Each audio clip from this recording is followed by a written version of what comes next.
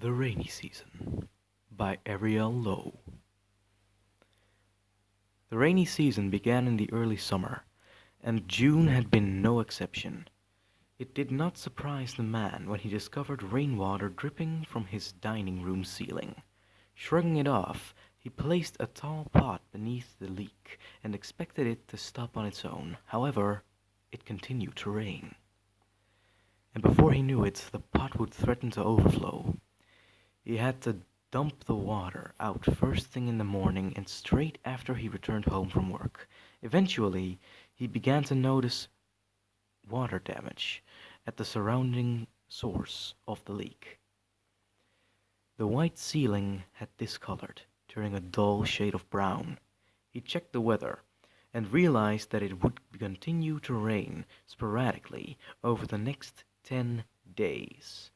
The man was worried about the ceiling mildewing and becoming an expensive repair, so he called a local handyman. Unfortunately, the man could not sign to have the repairs done. Only his landlord could. It was a frustrating policy. It was a frustrating policy. The man called his landlord, but he could not reach him.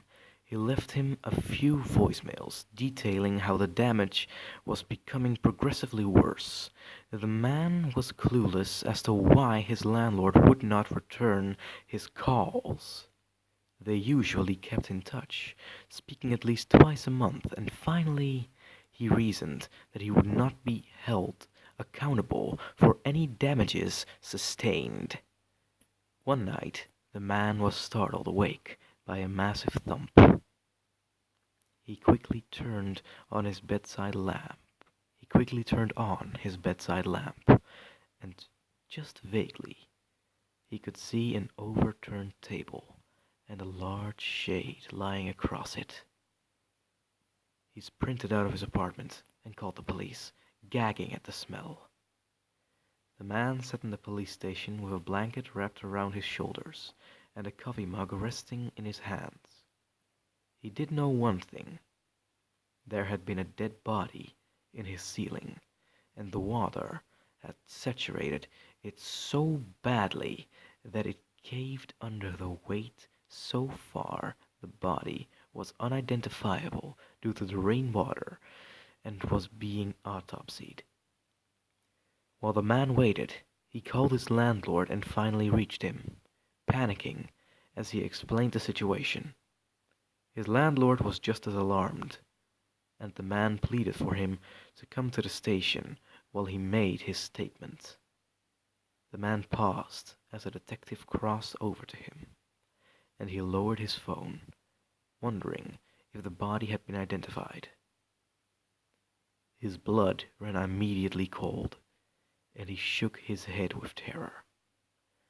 The body belonged to Richard Thompson, his landlord, and he had died over a year ago.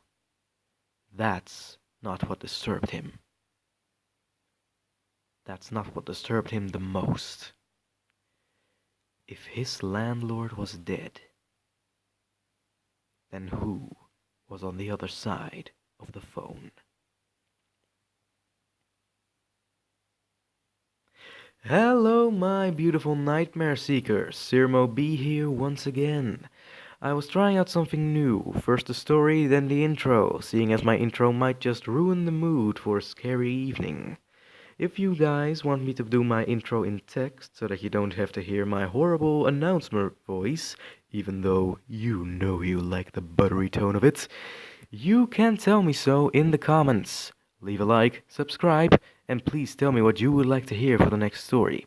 The link will be in the description so you can read along as I read out loud. If you already heard it and you think this is annoying because I'm telling it after the story, please shut the fuck up and just rewatch the video. It's always fun. And it's always good. Without further ado, It Started as a Leak by Ariel Lowe. Personally, I think this was a great story.